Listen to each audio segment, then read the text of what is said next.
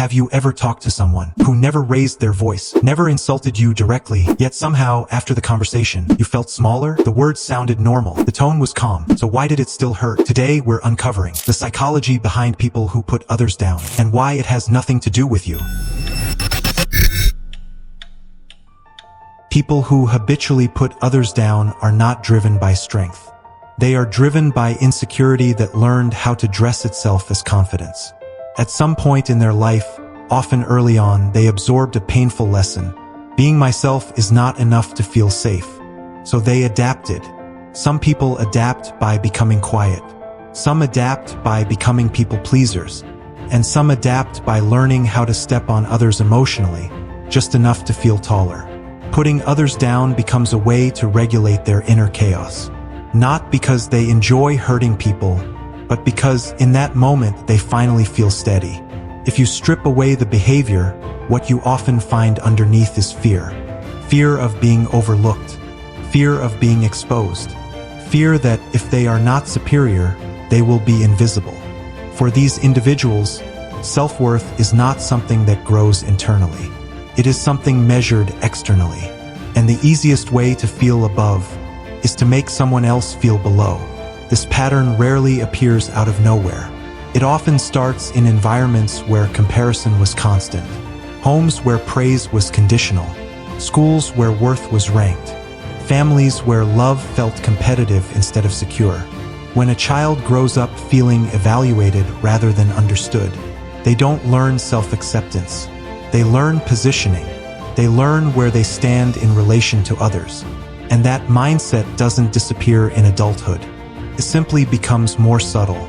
As adults, these individuals often disguise their need for dominance as honesty. I'm just being real. I'm just telling the truth. I'm just helping you improve. But real honesty does not shrink people, and help does not leave you feeling ashamed. Psychologically, what's happening is a quiet power exchange.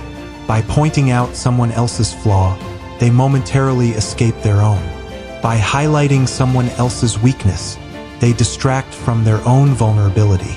It brings short-lived relief. But here's the problem. That sense of superiority never lasts. So they need to repeat it again and again. That's why these behaviors become patterns, not isolated moments. The comments return. The subtle jabs continue. The comparisons never stop. Not because you keep failing, but because they keep needing reassurance. And the tragedy is this. The more someone relies on putting others down to feel stable, the more fragile their inner world becomes, because their confidence is built on shifting ground. It depends on someone else always being lower, and life doesn't work that way. Sooner or later, they encounter someone they can't diminish, someone whose presence doesn't shrink, someone who doesn't over-explain, someone who doesn't react. And that's when their behavior intensifies. They become sharper, more critical, more dismissive, because nothing threatens a fragile ego more than emotional independence. People who are secure don't need to dominate conversations. They don't need to win every interaction. They don't need to correct others constantly. Secure people are not threatened by differing opinions. They don't feel exposed when someone else shines. They can sit in silence without feeling erased. In contrast, people who put others down often struggle deeply with silence. Silence forces them to face themselves, and that's uncomfortable. So they fill the space with judgment. They speak quickly. They interrupt. They one-up. They subtly reposition themselves as more informed, more capable, more experienced. And if you challenge them, they rarely respond with curiosity. They respond with defensiveness, because for them, disagreement doesn't feel like dialogue. It feels like danger. Their identity is tightly bound to being right, being better, being admired. Any threat to that identity feels personal. What many people misunderstand is this. This behavior is not confidence gone wrong. It is survival learned too early. Often, these individuals were not emotionally mirrored as children. Their feelings were dismissed, their struggles minimized, their needs overshadowed, so they learned to protect themselves by projecting strength. But strength without safety becomes armor, and armor is heavy. Underneath that armor is often a deep sense of inadequacy, a quiet belief that if they stop performing, they will disappear. So they keep performing. They perform intelligence. They perform dominance. They perform indifference. And they measure their worth by how much space they occupy compared to others. This is why interactions with them feel exhausting. You are unknowingly participating in their emotional regulation system. Your self-doubt becomes their relief. Your silence becomes their validation. Your discomfort becomes their control. But here's the part that matters most. Understanding this does not mean excusing it. Empathy does not require self-erasure. You can recognize the psychology behind the behavior without allowing it access to you. Because while their wounds may explain their actions, they do not justify the impact. And the impact is real. People who are repeatedly put down begin to question themselves. They hesitate before speaking. They shrink their ideas. They internalize criticism that was never constructive. Over time, this creates a subtle erosion of self-trust. And that is not harmless. It changes how you move through the world. It changes what you believe you deserve. It changes how loudly or quietly you exist. First, stop personalizing it. Their behavior is not a reflection of your value. It is a reflection of their unmet needs. Second, observe instead of react. Reaction feeds the dynamic. Observation weakens it.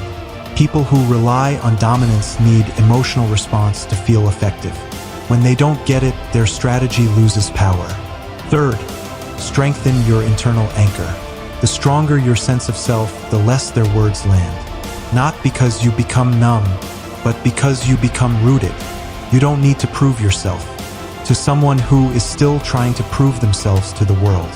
People who genuinely like themselves do not enjoy making others feel small. They don't need to.